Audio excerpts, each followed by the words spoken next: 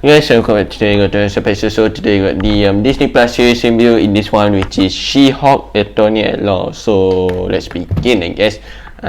First thing first, this series has 9 episodes, which is a bit more than the normal, typical Marvel Disney Plus series for now. So yeah, this series has 9 episodes, and one episode kind of about 30 to 35 minutes ish. So not really that long, just because they have 9 episodes. So I guess that's kind of makes sense. But let's begin. Before seeing this series, I'm kind of pretty excited actually. Even before spoiler alert, even before Daredevil was announced that he's going to be in this series. I mean, we already know that from the trailer itself, from the teaser trailer, I believe. For this series, so I'm kind of excited to see this series. But after seeing this series, am I really did the hype really like meet the expectation? No, not really that much. I mean, it is all over the internet, so yeah, many people didn't really like this series, unfortunately, just because She-Hulk is definitely really trying hard to be like Deadpool in the MCU version of Deadpool, I would say. I mean, Deadpool is kind of confirmed already that he is going to be in the MCU in 2024, but She-Hulk here, Jennifer, I forgot I forgot her human form name. Jennifer Walters. Yeah, Jennifer Walters is really trying hard to be Deadpool, so that's why many people didn't really like it that much. But seeing from their comic book perspective, I'm seeing this from their comic book perspective. I don't really know She-Hulk that much. I don't really read like She-Hulk comic book that much, but as far as I know, she's I would say she's like a comedy character in the comic book, I would say. So, I feel like MCU is trying to do that, but but MCU is kind of like not really doing a great job on that. I mean, I feel like they're trying to replicate Deadpool. That's what I'm trying to say. I mean, that is what most people's opinion is, but I feel like that is okay. For me, it is okay just because she's supposed to be a comedy character. So yeah, that's all I want to say. So talking about Daredevil, his appearance in this series downgrade. I would say it is downgrade a bit, not that much, but just tiny bit. So yeah, because I heard there are some rumors that it is going to be this Daredevil is just the continuation of the Netflix series. So you know, in Netflix series, he is badass. He's like kill. I don't think he's kill people. He like beat up the gangster and stuff, beat up the criminal and stuff in the Netflix series. So the last season of the Daredevil, I think, is in 2016 or 18. I couldn't remember, but it has been a few years. So so there are some rumors that between that years, Matt Murdock is like have already found like a piece or something. So kind of downgrade in this series a bit. I didn't really like the suit a lot. I mean, it is comic book accurate, the yellow and red suit, like his first appearance in the comic book, kind of comic book accurate for the first appearance, but I don't really like it. I feel like many people also didn't really like the suit, but unfortunately it is the comic book, so yeah, it's kind of follow up the comic book, I guess. Bruce Banner, we saw Bruce Banner in the first, second, and kind of last episode, I think, if I'm not mistaken. So yeah, Bruce Banner, I feel like this is not a Hulk show, of course, Hulk series. So I feel like Bruce Banner as the I always say a supportive role, but kind of like cameo is pretty great, I would say. I do really like the cameo a lot. So how Jennifer Walters got the stories on how Jennifer Walters got the She-Hulk powers is also comic book accurate. That is how she got the powers, by getting into accident with Bruce Banner, and then in the comic book, I think it's a bit different than the industries. In the comic book, I think Jennifer Walters is almost died, so Bruce Banner decided to give some of his blood to Jennifer, his cousin. But in this in this series, they decided to go different route on that. They decided to make both Bruce Banner and Jennifer Walters into an accident, and then suddenly the the blood from Bruce Banner dropped into the Jennifer Walters' arms, and that's how she got the She-Hulk powers, I guess. Hulk powers, I would say. The villain inside here, there are a lot of villains inside here. We saw Frogman, I believe. Yeah, we saw Frogman in episode 8, which is the first appearance of Daredevil Matt Murdock. So Matt Murdock represent the Frogman lawyer. So pretty nice cameo there. I do like it a lot. Frogman, we saw Titania. Titania is also in the comic. We saw who else? We saw Todd, which is kinda, I couldn't remember. There are one character in the comic book I couldn't remember. I saw something that there are one character that kinda just the same as Todd, but I couldn't remember the name of the character in the comic book. But I think, yeah, I do remember. So Todd, they confirm Intelligentsia, I believe. So yeah, which is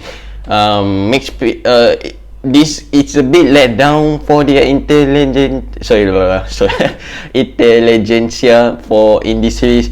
But what Intelligentsia is, it is more way important actually, because Intelligentsia in the comic book is has been formed by the leader, I believe. So there are some rumors that the leader is going to be in this series, but unfortunately nope, he is not in the series. There are some Intelligentsia is basically in the comic form by the leader, and the member consists of the MODOK, who else? I don't think there's any more. As far as I know, MODOK and Doctor Doom. So yeah, that is pretty much when, I think in episode 6 or 7, when I saw when many people saw Intelligentsia, many people are pretty excited because it is kind of confirmed that Doctor Doom, MODOK, the leader, is going to be coming in the MCU. Based on that, based on their comic book lineup. I mean, obviously Thunderbolt lineup is different than the in the comic book. So yeah, based on their comic book lineup for Intelligentsia, looks like MODOK, the leader, and Doctor Doom is coming to the MCU. I feel like MODOK is already confirmed coming to the MCU in Ant-Man Quantumania, if I'm not mistaken, but yeah, it is kind of confirmed based on their comic book lineup. But unfortunately in this series, yeah, it's kind of, I would say, a bit downgrade, so just a tiny bit.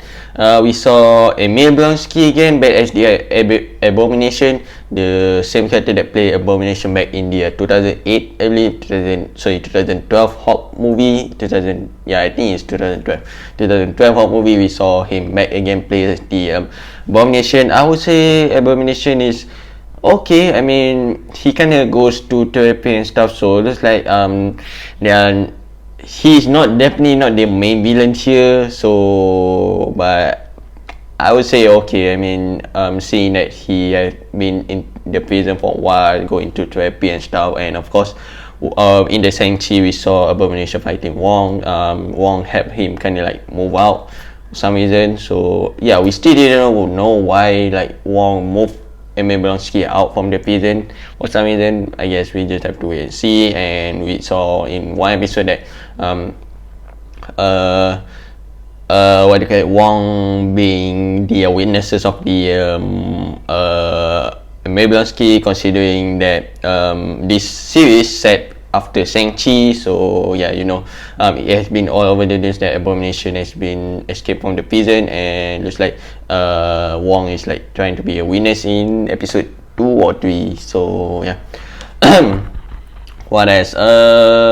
We saw at the end, is quite surprising, we saw a new character coming to the MCU. It is confirmed, which is Sakaar, I believe, which is, I don't really know Sakaar that much, but looks like Sakaar is Hawk's son. So yeah, he basically in the first 2 episodes, at the end of the second episode, I believe, he went back to the Sakaar. He went back to the what's the name of, I forgot the name of the place actually. Sakaar, not Sakarian, I couldn't remember that.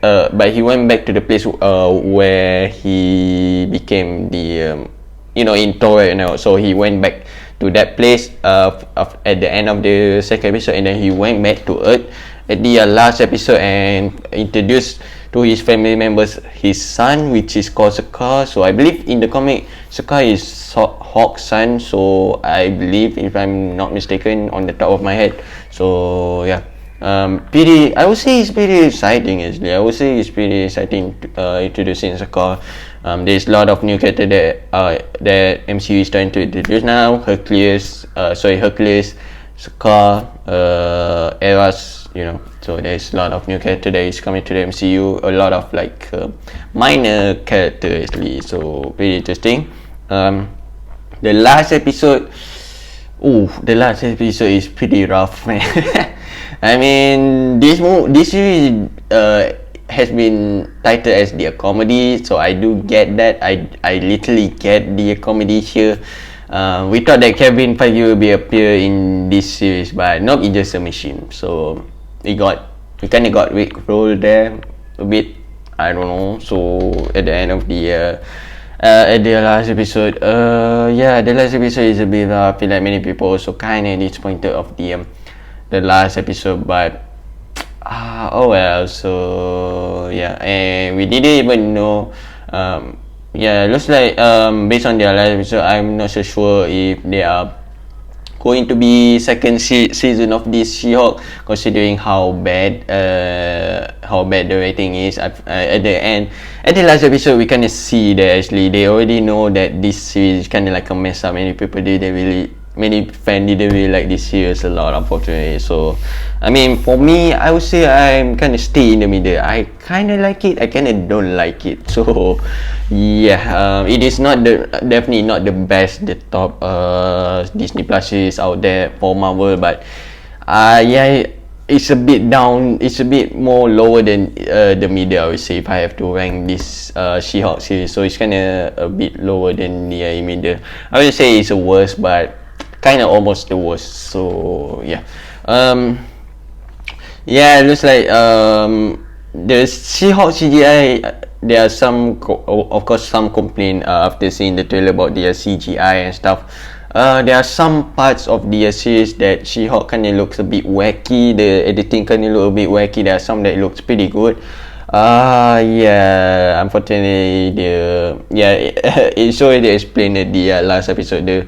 The editing team is already like moved into the next project, which we don't know what next project is. They mentioned X-Men, so Jennifer Walter, when she talked to the machine, she said that when X-Men is coming, so just like they already planned that X-Men is coming. I mean Deadpool, so confirmed in the MCU in 2034. So looks like that is the earliest.